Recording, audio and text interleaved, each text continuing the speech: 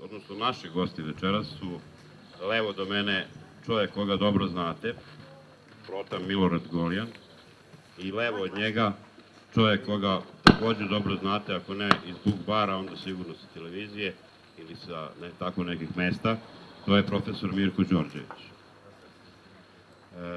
Nema potrebe da vam ih nešto posebno predstavljam, za one koji žele o njima da čuju nešto, da znaju nešto više, mogu da pročitaju na sajtu.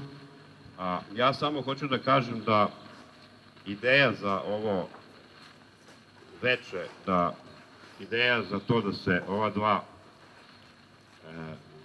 gospodina spoje u ovoj jednoj lepoj večeri je potekla sasvim slučajno kada sam pre neko veče posetio Protu Golijana sasvim privatno. Ja inače kao novinar godinama već prenosim pozdrave Prote Golijana Mirku Đorđeviću i pozdrave Mirka Đorđevića Proti Golijana. Oni se lepo pozdravljaju, ja izigravam oficira za vezu i konačno smo nekako uspjeli da ih spojimo, da budu zajedno večera sa nama. Kada sam ih pitao o čemu bi bilo dobro da pričamo večeras, oni su rekli o svemu. Ja sam se malo tu začudio kad su rekli o svemu, a opet s druge strane verovatno su u pravu, jer situacija u društvu je takva da nam sve nekako je problematično. Počev od prosvete, pravosuđa, policije, ekonomije, ovoga i onoga, a evo u poslednje vreme imamo probleme i na relaciji crkva i država. Crkva i država inače u Srbiji dugo, od kako znamo za njih, sarađuju, bez obzira da li tajno ili javno, u poslednje vreme više javno, ali u poslednje vreme ima i sve više nekakvih disonantnih tonova na relaciji crkve i države. Pa evo ja bih s tim, pre nego što prepustim njima da oni vode ovo veče, pošto su se oni zaželeli razgovora, da otvorim ovo veče pitanjem kakve su razgovori, kakve su relacije između crkve i države danas u odnosu na nekadašnje vreme. Evo, profesor. Da počnemo sa profesorom. Da. Ovako. Čuje se. Vi ćete meni, oprostiti šta sa izvesnim uzbuđenjem govorim, jer ovaj susret vidim, susret sa Protom Golijanom, kao jedan čudesan znak, iako se mi davno znamo, neke duhovne blizine, zašto ne otkrijem i drugo, a to je da je on mene inspirisao još pre puno godina, na početku ovog balkanskog ludila, svojim primerom, koji mi od onda ne izbije iz glave, tako da ovaj susret primam sa izvesnom dozom neskrivenih emocija. Pre no što budem rekao još nešto, dopustit ćete mi jedan kratak uvod o toleranciji. Ne bojte se, neću vam držati predavanje.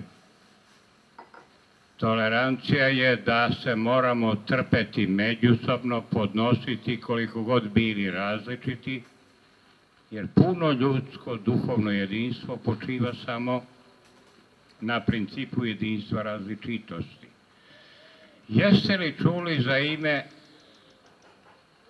ovog mladića,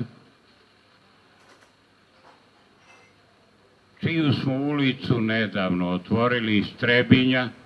Vojnik je bio u Jugoslovenskoj narodnoj armiji i kada je počeo rat, on je kao vojnik spasavao čast srpskog vojnika i kad je gledao kako neke muslimane ubijaju, zaštitio ih je javno, na šta su ga vojnici Karadžićevi, Mladićevi ubili.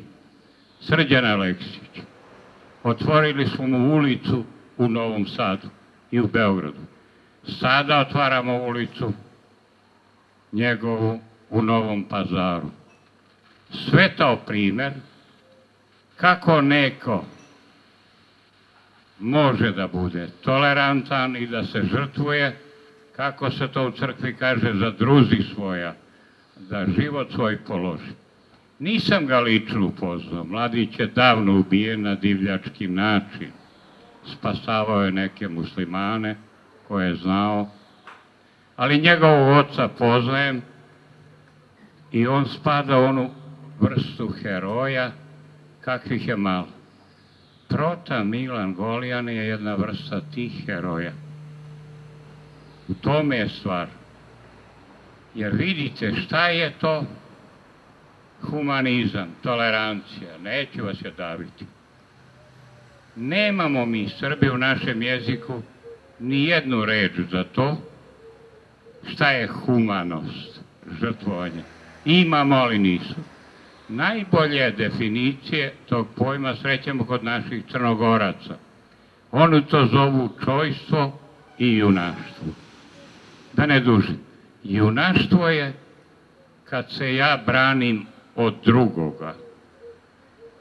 A čojstvo je onaj viši princip kad drugoga branim od mene i moje bahatosti i mojega nasilja. Takvi heroji su retki i oni mogu biti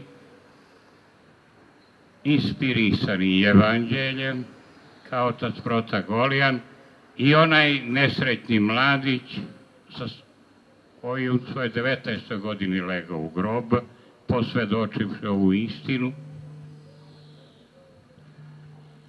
To je to. Dakle, to me veže za Protu Golijana i stoga sam bio slobodan da ovo ovde pomenem. Zbog toga što je ono što našem društvu manjka, to je ta tolerancija koju shvatamo da ja treba samo sa oružjem u ruci da se suprotstavim nekome junački da branim sebe. Ovo je viši stupanj da ja drugoga branim od mene, od moje bahatosti. To postižu retki ljudi, stoga ja Protu Golijana doživljavam kao duhovnog heroja, kakvi su retki, i to me inspirisalo, pa sam prvi susret s njim, daleke, počinje već divljački rat u Bosni, opisao u jednoj knjizi, koja je pisana na francuskom jeziku i posle na španskom i objavljena. Tamo sam mu zamenio ime, ali me inspirisao ovim.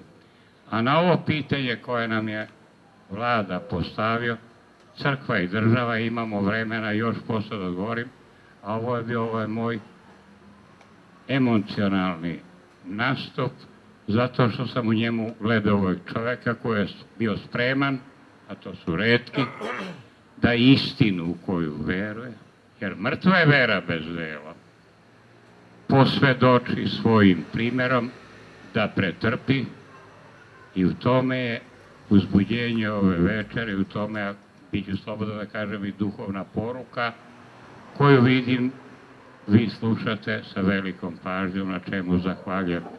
Oče Proto, za početak ja ću stati pa da nastavimo ovaj susret, a to su godine za nama.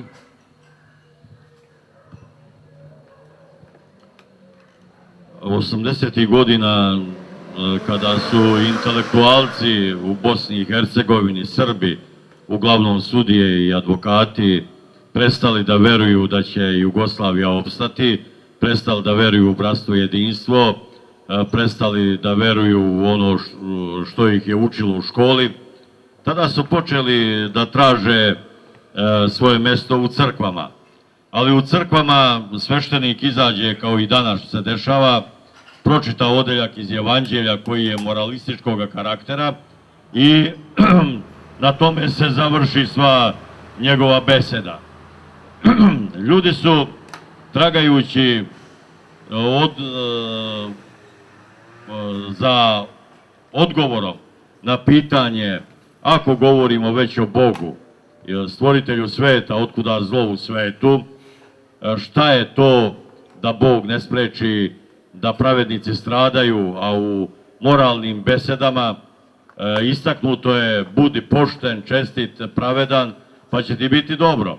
A oni su shvatili da svi ljudi koji pošteno i časno žive ipak stradaju većma nego oni koji su na drugoj strani.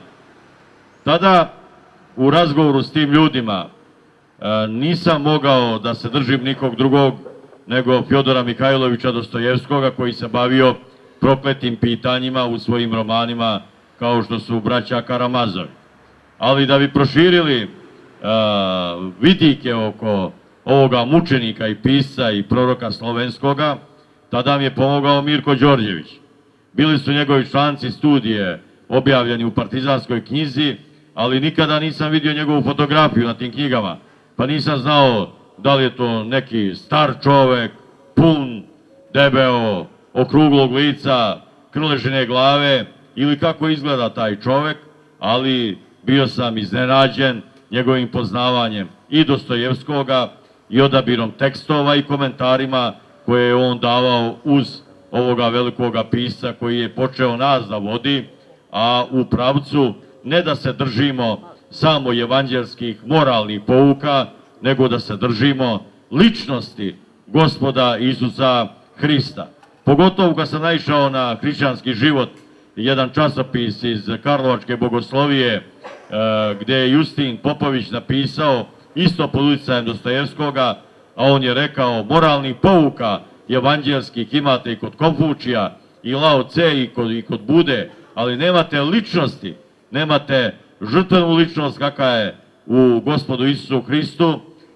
Tada sam shvatio da moram te ljude usmeriti ne ka evanđelju kao moralu kojeg su oni imali, nego da usmerim ličnosti ka Bogočoveku Hristu, i tako smo razvijali sebe i razvijali svoju veru, koja je eto i učinila to. Kad su ljudi došli i tražili pomoć od mene, uzeo sam ih na obraz, misleći da ne smem da izdam Hrista, ne njegovu evanđelsku poruku, nego ne smem da izdam Hrista, Bogočoveka, njegovu ličnost, jer on je stradao za sav rod ljudski. Kasnije, ovde u Sremskoj Mitrovici, na jednoj večeri, duhovnoj večeri, predstavlja mi čoveka koji se zove Mirko Đorđević. To su 90 i neke, 3. 4. godine, ne znam. Vidim skroman čovek, jakna skromna, puši jeftine cigarete i sad gledam ga, nisam ga zamišljao tako, pitam ga, da li ste vi onaj Mirko Đorđević? Kaže, kako onaj? Pa onaj Dostojevski ono. Da, taj sam. I meni je bilo to sasvim dovoljno da čitav život, znajući Mirka Đorđevića, i odem kod njega i u Šimanovce i kući i da se družimo dok je to bilo moguće i da taj njegov nauk, ja nisam bio njegov student nikad, ali je to kroz članke, kroz knjige, dao mi je pravce duhovnog opredelenja, ne prema moralnosti religije, nego prema ličnosti Bogočoveka Isusa Hrista. I skoro kad su došli sa Sarajevske televizije da prave intervju sa mnom, spremao sam se, jer gledajući na televiziji kad naši teolozi razgovaraju sa muslimanskim teolozima i kad muslimanski teolozi na osnovu kuranskih spisa definitivno i odlučno kažu da Hristos nije stradao na krstu, da je on samo veliki poslanik, veliki prorok, i razgovaraju sa profesorom Jerotićem i on je rekao, pa treba to tako zaobići ličnost Isusa Hrista. Ja sam rešio da na jedan suptilan način ne izdam Dostojevskoga, ne izdam Mirka Đorđevića, ne izdam Isusa Hrista i da toj televiziji iznesem pravoslavni način razmišljanja. A rekao sam otprilike sledeće. Znate, sve religije sveta imaju nešto zajednički, a to je baština. A šta je baština? Naučio sam od Mađara Bela Hanvaša. Da je baština nešto što je zajedničko u svom čovečanstvu.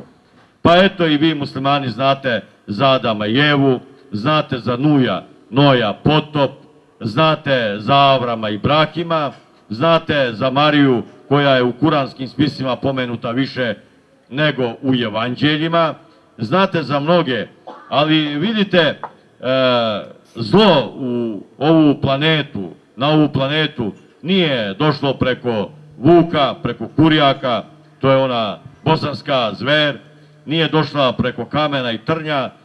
Zlo je u ovaj svet ušlo preko čoveka, preko Adama i Eve, jer je Bog sebe ogradio da bi čoveku dao punu slobodu. Kad je zlo ušlo kroz čoveka u ovaj svet, kroz čoveka može da izađe.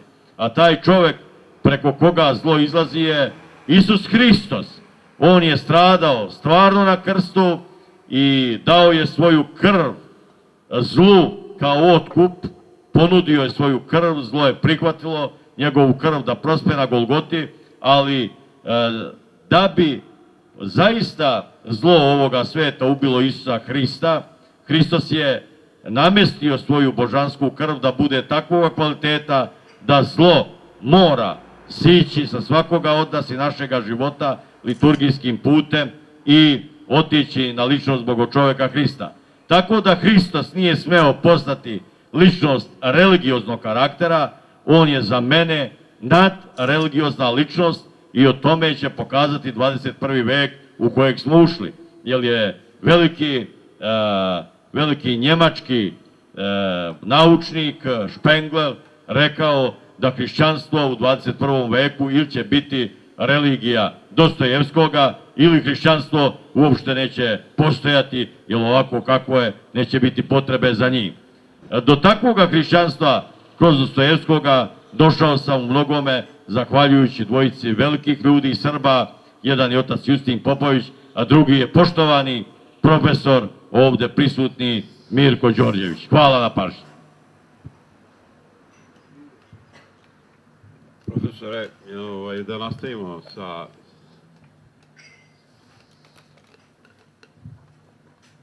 ovo što slušate potaklo bi nas da uđemo u duboke teološke rasprave, ali time bismo rizikovali da vas konačno ugnjavimo.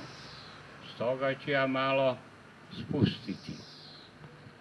Mnogo puta sam bio na liturgiji, to traje 3 sata i 10 minuta. Neki popovi to skrate, davno su skratili, ali kada sam imao prilike da prisustvujem liturgiji koju služi otac Milorad,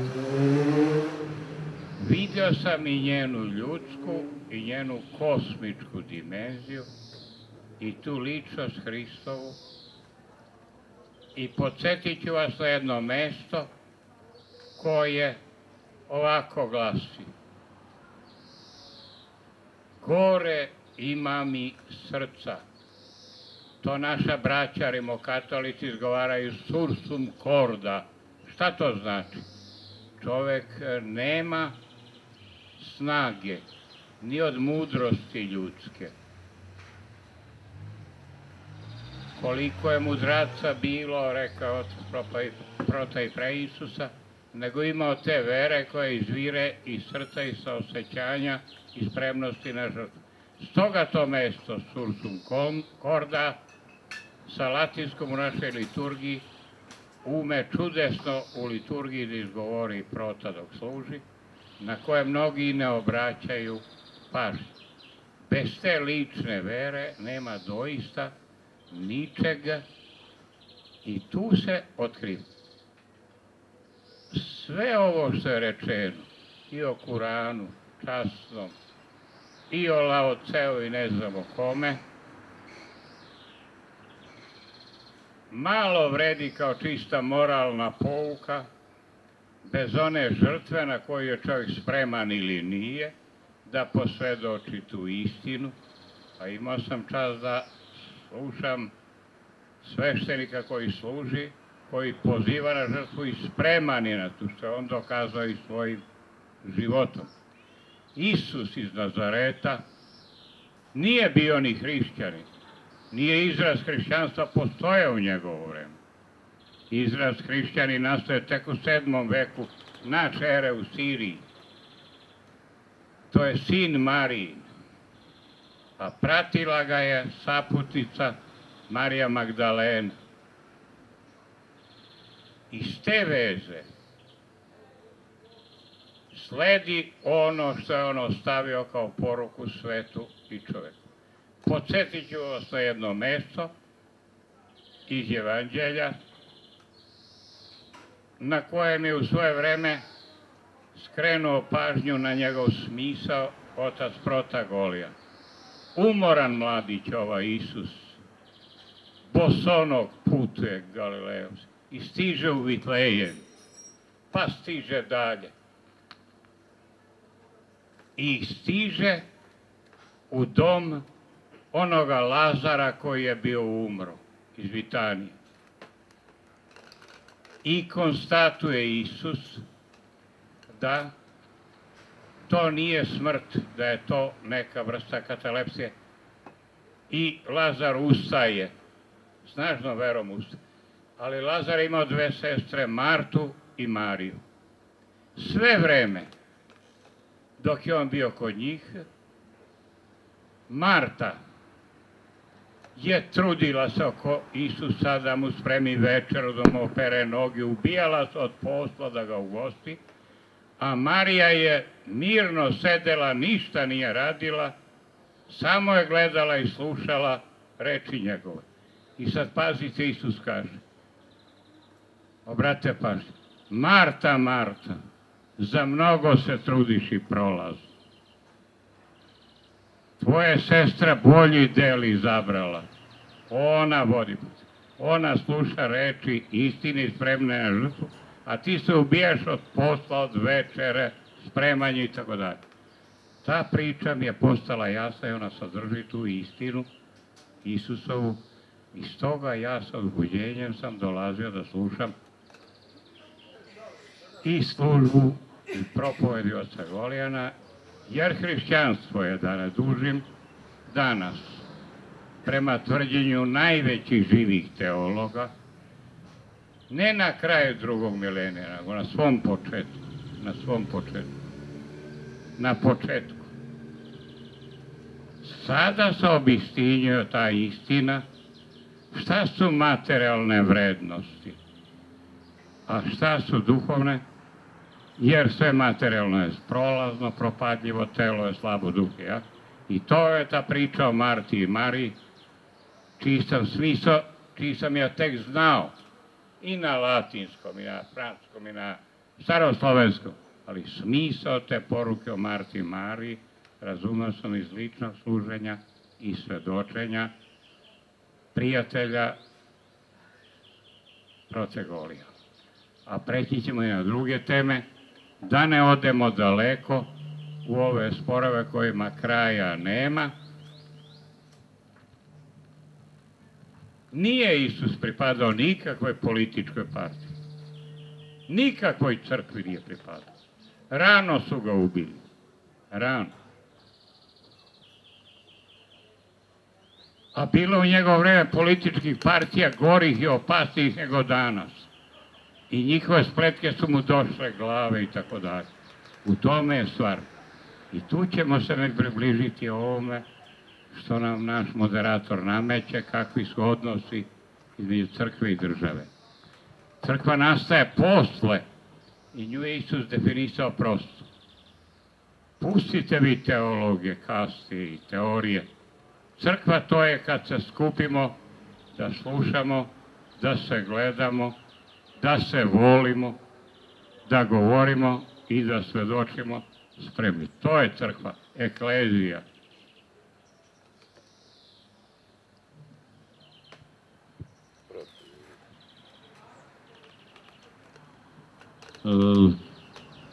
Mi smo ušli u 21. vek i profesor sjajno uvodi nas u ovo veče, uvodi nas u 21. vek, kada ćemo morati mi, koji sebe nazivamo hrišćanima, mnogo toga pred drugim narodima i nacijama i religijama da priznamo. Od inkvizicije, cezaropapizma, zaprepastio sam se kad sam čitao biografiju dok sam imao oči cara Nikolaja, da je njegov sveštenik Baćuška, a nije mogao svako biti carski sveštenik, u onome krvavom selu gde je bio izdan car, svako jutro i večer zapisivao u dnevnike da li će on na jekteniji cara Nikolaja pominjati kao raba Božijega Nikolaja ili velikog gosudarija, imperatora Rusije Nikolaja.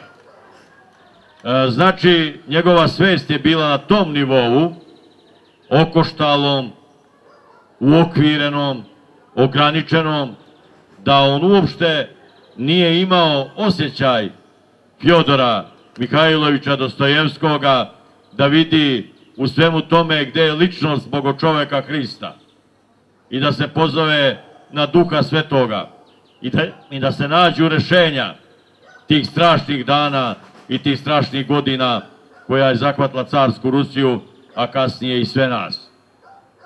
Tako da mi možemo pred islamski svet, pred budistički svet, pred agnostike današnje, pred ateiste, pred anarhiste, samo da izađemo sa ličnošću Bogočoveka Hrista i mučenika njegovih koji su žrtvovani. A sve drugo, ovo što je profesor rekao, moramo ostaviti po strani i velike građevine i istorijske spomenike i moralne kodekse. Pred čovečanstvo možemo izaći sa ličnošću Hristovom. I da ne bi dužio, liturgija o kojoj je on govorio, a to sam osetio, to je treći oblik ljudskog života. Kad sam u Slepilu razmišljao o mnogim stvarima koje mi oči nisu dale da vidim, pa umovao o isihastima, tim pustinjacima, njima su se ljudi sa zapada rugali da gledaju u pupak kad se mole. Tad sam shvatio da ni na istoku ni na zapadu njih nisu procenili zašto su oni gledali u pupak.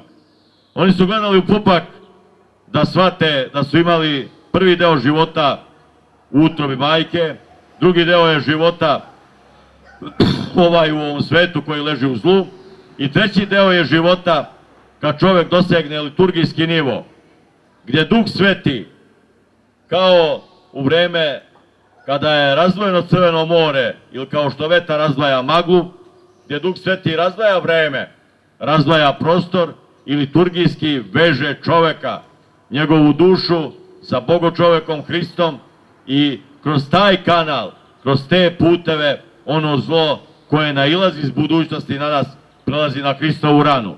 Istorijski Hristos je davno završio svoju misiju, ali mega istorijski, nadsvesno, on je još uvek u liturgiji prisutan.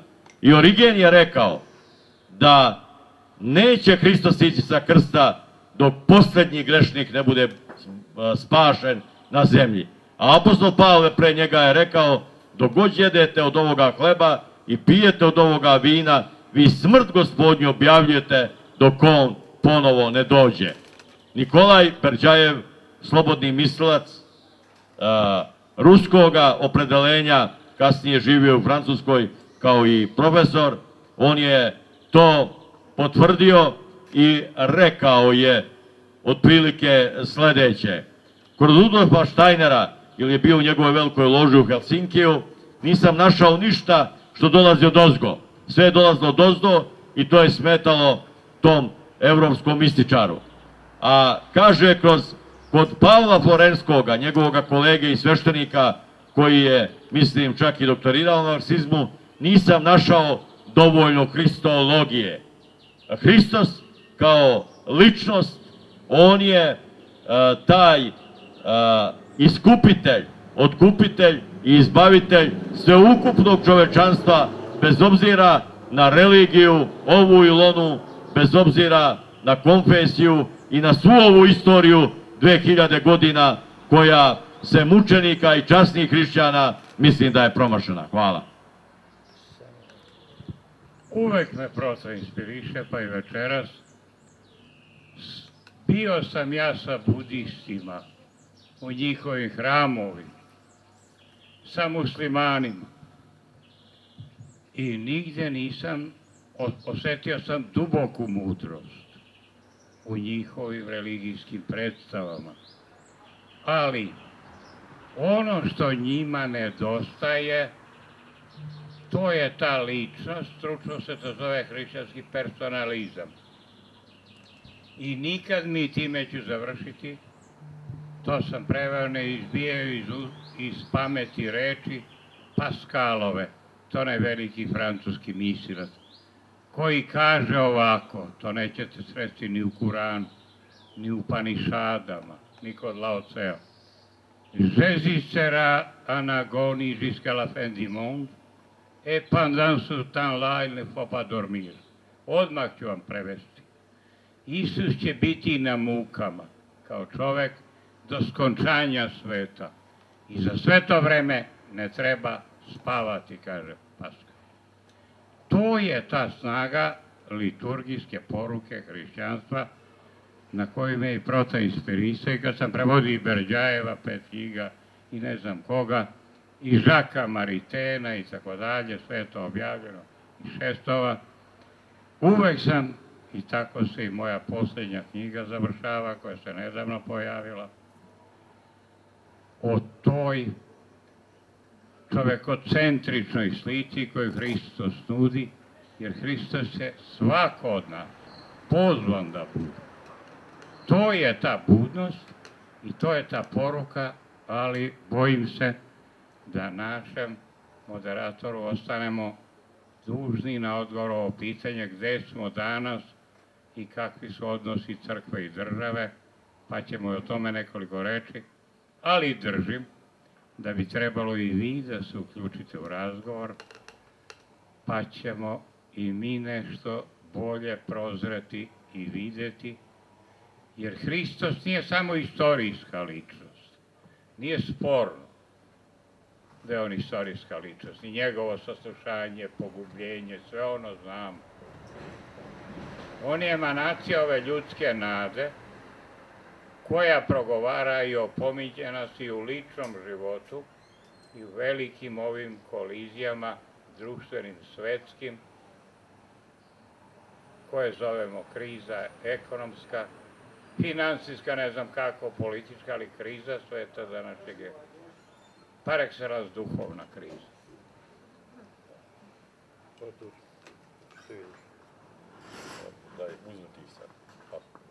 Dobro, da malo siđemo sa ovih akademskih visina u obične teme. Profesor Đorđević je rekao da je crkva nastala posle Isusa Hrista.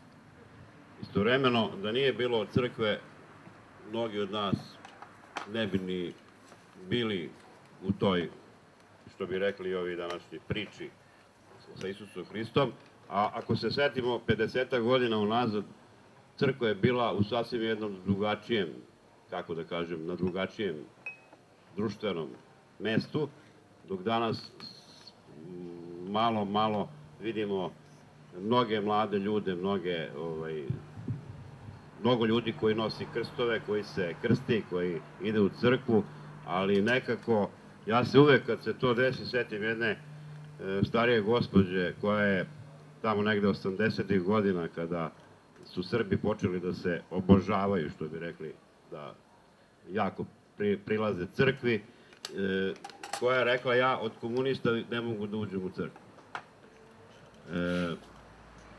Zato sam i pitao profesora Đorđevića šta se to se desilo od vremena kad je Nikoletina Bursać rekao majci da je komesar rekao da nema Boga, pa do momenta kada smo svi odjednom nešto pošli da idemo u crkvu. Šta se desilo i da li je to za crkvu dobro i da li je to dobro za pravoslavlje i za hrišćanstvo? Nije od Hrista pobegao ni današnji čovjek nikad. I kad ga poriču, on je tu. Ja se sećam, davno je to bilo, kad nas je učiteljica postrojila sa nekim maramama i morali smo da pevamo pesmicu koja je glasila: petokraka sa 5 roga, ja se borim protiv Boga. Ne bori se protiv Hrista, on je bio komunista. Niko od njega. Crkva kako se pretvarala u instituciju, tako je zapadala u greh vlasti, jer temeljna Isusova poruka: vlast i moć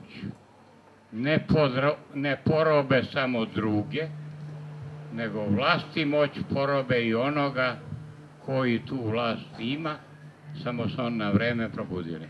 Otuda u mutno vreme, kada se u crkvi događaju raskoli, sukobi, politika, a sam Isus je na saslušanju kod rimskog pravnika, koji je sudio po rimskom pravu, Poncija Pilata rekao: ne, nisam ja kralj judejski, to su tvoji agenti meni pripisali.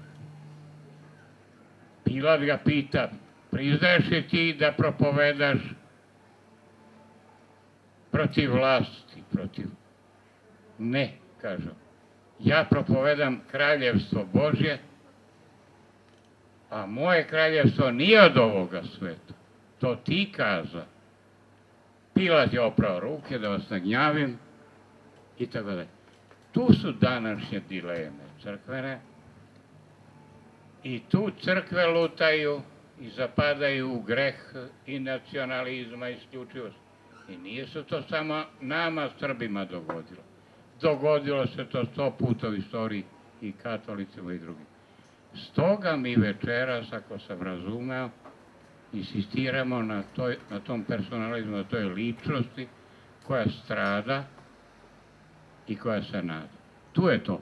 Tako da razgovaramo o ovoj blizini. Jedan veliki ruski jerarh, patrijarh, pre ovog patrijarha ruskog, je rekao: crkva ne treba da se vezuje nikad mnogo za državu, a najmanje za diktatorsku državu. Jer kad diktatura padne, crkva ostane udovica. Mudra reč. Da li to svi shvataju u našoj crkvi oko nje? Duga je to priča. Oče protiv.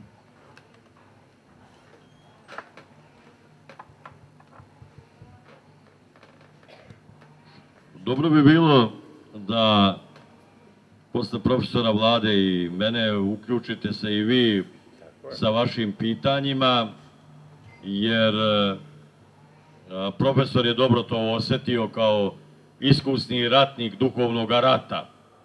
A pitali su mene: zašto si slep? Ja kažem: zato što sam bio u prvim redovima bitke za čovečanstvo.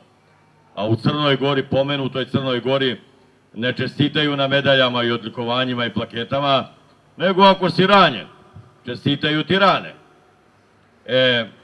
Večeras mi govorimo o najvećem mučeniku i stradalniku, bogočoveku, Isusu Hristu, i kad je profesor spomenuo Carstvo nebesko o kome je Hristos govorio, u stvari on je to Carstvo nebesko, on nije od ovoga sveta, on je, kao što sam rekao skoro jednom mladom svešteniku koji kaže: ja tebe ne razumem kako to Hristos uzima zlo i greh s ovoga sveta.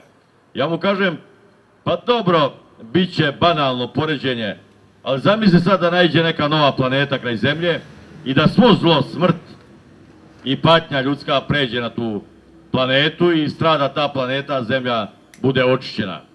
Tako je rana Hristova granica između dva sveta, a rana nogama i rukama, granica između ovoga sveta, zemaljskoga i Carstva nebeskoga. I zlo se preliva iz ovoga sveta u Carstvo nebesko, u Carstvo Hristovo. Tako se nekada prelilo iz Carstva božanskog, anđelskoga u čoveka. Sad se iz čoveka preliva liturgijom u Hrista. I kod velikoga naučnika evropskoga glasa, Junga, koji je istraživao eone, ne milenijume, i on je odlično dao definiciju da je on ovna, one žrtve životinske, traje od Hamurabijevog zakonika pa do Isusa Hrista. Od Isusa Hrista sve do sada je eon ribe, to je znak ne samo ličnosti Isusa Hrista, nego sam to shvatio kao slep čovek, da je to znak ćutanja Boga. Za ove 2000 godina svi su govorili, samo je Bog ćutao. I Hristos, i njegov Otac nebeski, i Duh Sveti. Sad dolazi evo vam vodolije, prelivanja. Ja bih želeo da shvatimo Hrista kao carstvo nebesko koje je došlo na zemlju i da liturgijom on još uvek strada na krstu i da zlo iz ovoga sveta može da se prelije u njegovu ranu. Da se čovek oslobodi stradanja i da na taj način zaslužimo novo nebo i novu zemlju koji bi bili isti, samo oslobođeni od zla i očišćeni ono što Jovan govori o otkrovenju o Novom Jerusalimu. Hvala. Pa pitali su učenici Hrista, samo još to. Pa Gospode, gde je to carstvo Božje? Kada će doći? Gde je? Posle smrti ovde. Slaba je vaša vera. Isus je definisao to carstvo Božje. Pa carstvo Božje je u vama i među vama. Neka mrtvi sahranjuju mrtve. Tu se približavamo ovom. Sada kada profesor reče malo pre, ja sam se setio da imam kod sebe jedan, ovih dana sam našao sam jednu rečenicu Antona Pavlovića Čehova koji kaže ovako, nešto što je slično ne samo za nas nego i za mnoge druge, kaže između tvrdnji Boga ima i Boga nema proteže se ogromno polje preko kojeg svaki istinski mudar čovek uz muke prelazi čitavog svog života. A ruskog čoveka taj središnji prostor ne zanima. Njega zanimaju samo krajnosti, to jest Boga ima, Boga nema. Zato on o Bogu zna ili vrlo malo, ili ne zna ništa. Tako je rekao Čehov. To je to. Pa vi da se uključite, bojim se da se ovo ne pretvori u propovedi koje možete čuti. Izgovaraju ih oni koji nisu spremni pod zlatnim krstom i odeždama i tijarama i ne znam čim, da posvedoče tu istinu kao što su je posvedočili. Onaj moj nezaboravni lik sa čim ocem drugujem i dana, Srđan Aleksić, u vojničkoj uniformi i otac Prota Golijan, koga su i njegovi znali. Mene je stari jedan Jevrej naučio jednoj molitvi, čudnoj.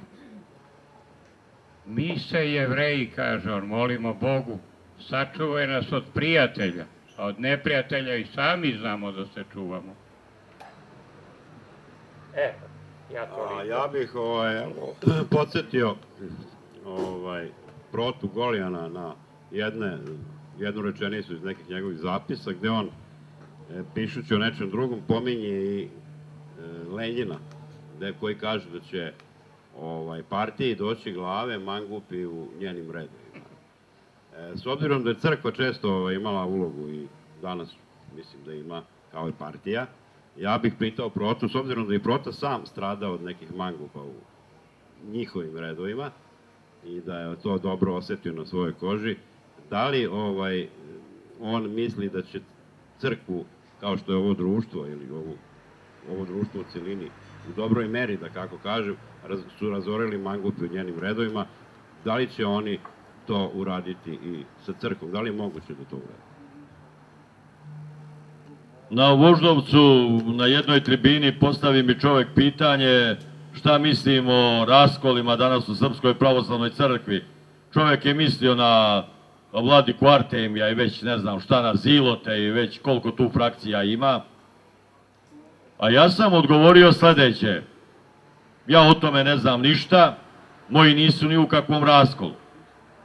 I rekao sam, moj Sveti Savo, Vasilij Ostroški, Janjić Jedevički, Antonije, egipatski pustinjak i Makarije. Svi su oni u savršenoj simbiozi i nisu ni u kakvom raskolu. Hristos je rekao da njegovu crkvu neće savladati ni vrata pakla. Mnogo toga će, što je prikačilo se kao čičak u crkvu, to će da se istorijskom neminovnošću da otrese. I to će da, kao što je uvek istorija znala, da odbaci od crkve sve ono što se gomilalo, tako će se uvek dešavati. Crkva po svojoj definiciji, kako je definisao apostol Pavle, je telo Hristovo, čija je glava Gospod Isus Hristos. To je za mene crkva. Ovo sve drugo što se danas dešava, o tome može govoriti analitičar religije profesor Mirko Đorđević. Ja o tome ne mogu da govorim da ne bi u sebi kajao lik Hristov, da ne bi kajao divne hrišćane na istoku i zapadu. Od Jovana Kasijana, koji je drugovao sa Jovanom Zlatousti, i kada su proterali origeniste iz Aleksandrije u Carigrad, nama istorija priča kako je Jovan Zlatousti proteran iz Carigrada kao patrijarh, zato što je carica bila besna na njega. Proterali su ga što je on prihvatio kaluđere, one odšelnike iz Egipta koji su hteli pravoga Hrista, onoga koji je stradalan zauvek, dok ne dođe ponovo, kako apostol Pavle svedoči. A Jovan Kasijan je otišao na zapad svoj. Tu su za mene hrišćani i to su za mene svetitelji i veliki ljudi. I to je telo Hristovo i sabornost o kojoj je govorio profesor. I danas imamo velike hrišćane koji su sabrani i koji su sabrani u istini. A za mene je pravoslavlje istina. Kada me pitala jedna žena u Kikindi na predavanju kako da razgovara sa svojom koleginicom, a lekarka jedna i druga koja je adventista, ja sam rekao samo vi razgovarajte. Pa kaže ona mnogo zna više od mene. Samo vi terajte do istine. Kad dođete do istine vi ste u pravoslavlju. Jer mene ne zanima pravoslavlje ako nije istina. Ako nije istina ja se pravoslavlja odričem i ne želim da budem u toj religiji. Znači samo ono što je posvjedočeno kao istina, to je za mene pravoslavlje, to je za mene crkva, to je za mene Evharistija, to je za mene telo Hristovo. A ovo sve što se dešava, crkva, pandan država, država crkva, ko će koga tu da nadigra u toj igri, ja o tome mogu samo da čujem, evo, od analitičara, tako ga televizija predstavlja, religioznog analitičara, profesora Mirka Đorđevića. Izvolite, profesor. Ja inače nerado o tome govorim, osim kad mi dođu kući. I moram. I ponavljam, i to ću i vama reći. Ovo o čemu mi govorimo, nikakva strategija duhovna se svodi ne na klerikalizaciju, da crkva ima vlast i da vlada, nego na evangelizaciju. A dugo bi mi trebalo da govorim da li Bog ćuti. Ne ćuti. Činilo se nekima, pa gde je Bog u Dahau? Pa gde je Bog bio u Srebrenici? Tu je bio. Nego je ljudska savest zatajila, ne ćuti Bog, nego ćuti čovek i u tome je celi problem. Da li bi neko nešto da pita naše, izvinjavam se. Ušao sam u dijalog sa profesorom Mirkom Đorđevićem, ja sam rekao za 2000 godina Bog je ćutao, zato je simbol Eona koji je prošao Eon ribe. Bog je ćutao zato što mu čovek nije dao da govori. Bog je dao čoveku slobodu i Bog je sebe, kao što kaže Nikolaj Berđajev, ogradio da bi čovek bio slobodan. I dok je čovek laprdao, Bog je ćutao. Kad čovek sad hoće da govori o Bogu, progovorit će i Bog u narednim vekovima i milenijima. Hvala. Neka ljudi pitaju. Da li hoće neko nešto da pita naše goste? Slobodno, molim. Slobodno, izvolite. Nema loših pitanja, ima loših odgovora. Evo ja bi nešto da pitam, da kažem. Slobodno. Znači, vi sve vreme pričate Bogu i čovjeku. Međutim, postoji priča o bludnom sinu, gde jedan sin odlazi od Boga, a drugi ostaje sa Bogom. I kad se vraća bludni sin Bogu, onda ovaj sve vreme koji je bio uz Boga, kaže, a zašto sad njemu daješ ono što meni pripada? Znači, kod nas postoji jedan problem, a to se u crkvi zove monofizitizam. Znači, mi uzimamo prirodu Boga, a uopšte ne prihvatamo prirodu čovjeka. Znači, mi apsolutno moramo o tim ljudima kada ste pričali, To su ljudi iz crkve, ljudi među nama. Znači, mi smo ljudi. I znači, mi kroz crkvu, rekli ste da je crkva, da smo mi ovdje crkva. Mi moramo jednim drugima da pomognemo tako što ćemo razumeti, što ćemo biti tolerantni. Znači, ne smijemo nijednog trenutka da osudimo bilo koga na ovom svijetu ako smo hrišćani. Zato što Bog nam tako nas uči Hristos. Znači, nema bludnog sina. Znači, svako ko bude želio, ako mu mi damo priliku, on će se vratiti Bogu. Znači, mi smo taj kamen spoticanja. Mi hrišćani, ne mislim na ove druge. Znači, samo toliko. Znači, mislim da mi nismo dovoljno hrišćani i da ne prihvatamo slabosti bližnjih naših. Vi ste razumeli, to me raduje, ovo o čemu smo mi možda gnjavili, Niste gnjavili. na pravi način. Dobili smo istovremeno. Savršeno je hrišćanstvo, ali je čovek nesavršen. Da, i studija postoji Berđajeva. Da, da. Ja sam je preveo. Da. Sa francuskog Berđajev je tad pisao na francuskom. Bio prognan. Da. A kad ste pomenuli Berđajeva, hoćete nam nešto reći o njegovom stavu o ateizmu, ali stradalničkom ateizmu? Kod Berđajeva. Da. Ovo je jako važno pitanje. Berđajev kaže, da ne dužim, da nema ateista, a bilo ih od uvek kao ateista, mi ne bismo vidjeli odraz svoj i oni ne bi vidjeli odraz svoj. Nije problem u ateizmu kao stavu. Problem je, neko tvrdi nema Boga. Pa i u Svetom pismu stoji Boga niko nije vidio. To je tačno. Problem je u tome što čovjek mora da osjeti ovo svoje poslanje, jer je on stradao. Bog je postao čovjek u Isusu, da bi čovjek postao Bog. Ovo drugo zahteva još mnogo vremena. Ne bojte se ni ateista, ni anarhista. Pa kućete većeg anarhistu od Isusa Hrista.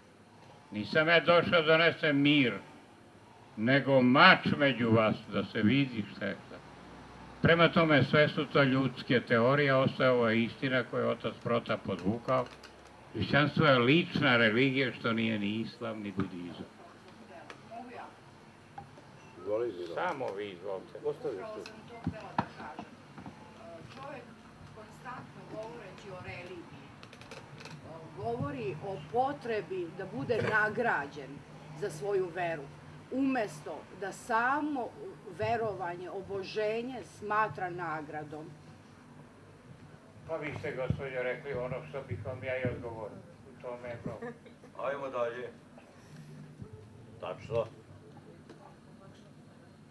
Izvolite. To su ove teme i dileme u kojima trajemo. Zovemo ih kriza, anksioznost, nervni slomovi, krize, ekonomski. Tu se prelamaju. A sumnja? Sumnja. Sumnja. Da. Sumnja je dobro. Bez sumnje nema vere. Nema vere. Prvi je sumnju izrazio sam Isus na krstu, na mukama, izgovarajući one reči Eli, Eli, lama sabahatani na aramejskom. Bože moj Bože, zašto si me ostavio?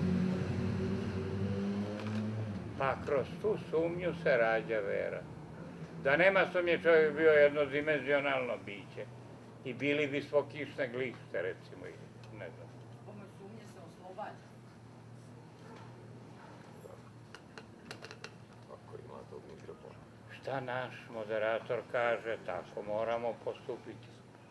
Čujemo još pitanja nekih. Uglavnom dobijamo i pitanja i odgovore zajedno, tako da je to dobro u stvari. Znači da je seme koje smo bacili počelo da klija. Da. A dobro, običan čovek nekako i Boga doživljava, nisu svi upućeni u tajne Boga i u znanja.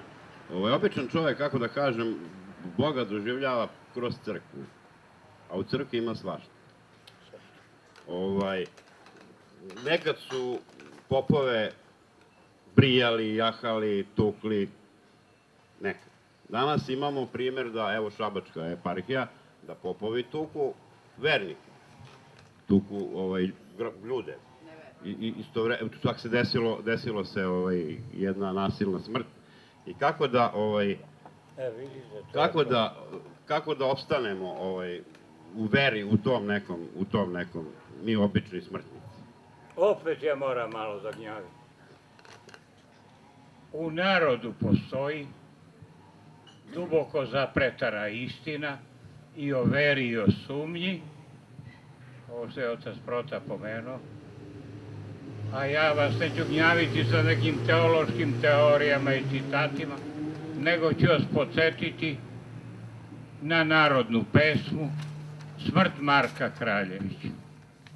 Rećete, otkud sad to? Da postoji takva pesma, Smrt. Marko ostario,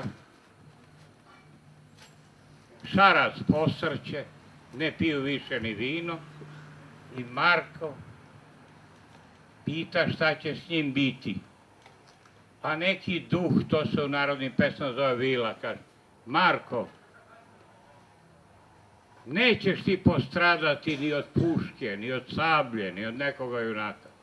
Postradat ćeš od Boga, od starog krvnika. Tako glasi taj stih. Šta to znači?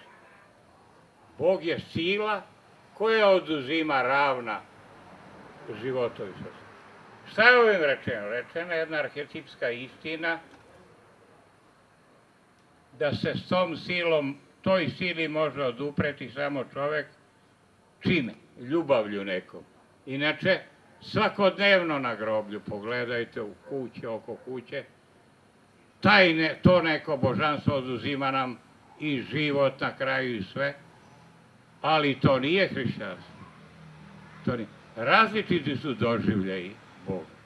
Evo narodna pesma, Tešan po drugoj, zabeležio Vuk Karadžić u njegovoj trećoj knjizi Smrt Marka Kraljevića. Na tome Vlado podsjetio, da vam kažem kako ljudi, ali ni teorije o Bogu ne vrede mnogo bez ovog ličnog primjera i tog ličnog buđenja, a Isus je postradao samo toga radi.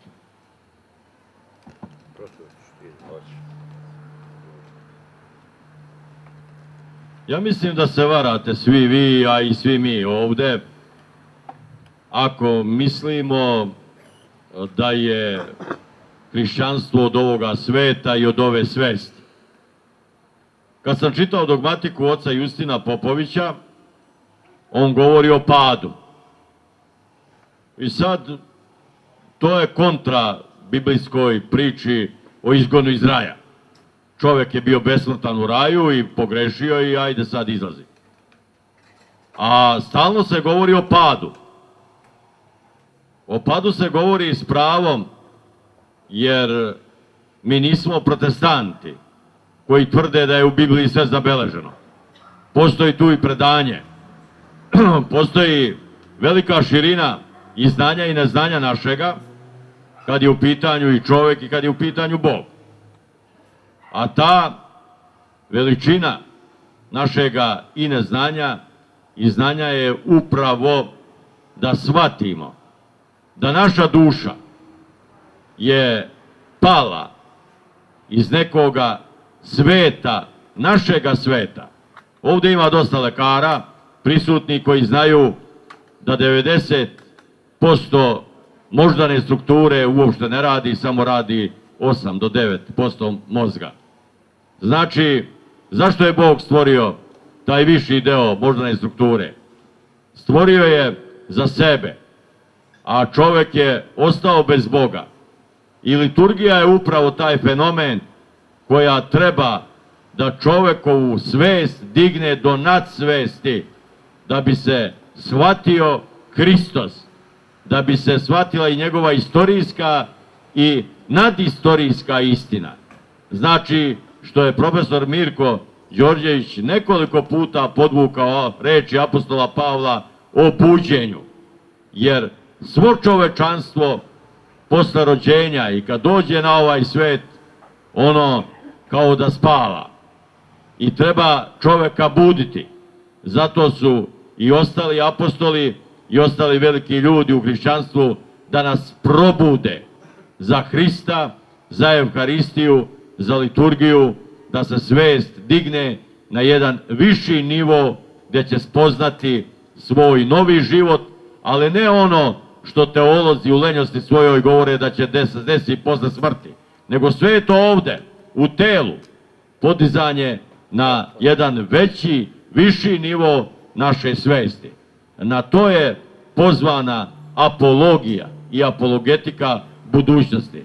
Ako ne probudimo čoveka za podizanje svesti do Hrista, do njegovog liturgijskog fenomena, i ako ostanemo u uspavanoj svesti, ništa od nas neće biti. Bela Hamaš piše da je Heraklit u svoje vreme besnio što već tada, u 6. već kojem veku pre Hrista, čovečanstvo se uspavljivalo. A nikada, meni se čini, čovečanstvo nije bilo u većem i dubljem snu, iako smatra da je budno nego danas. Hvala.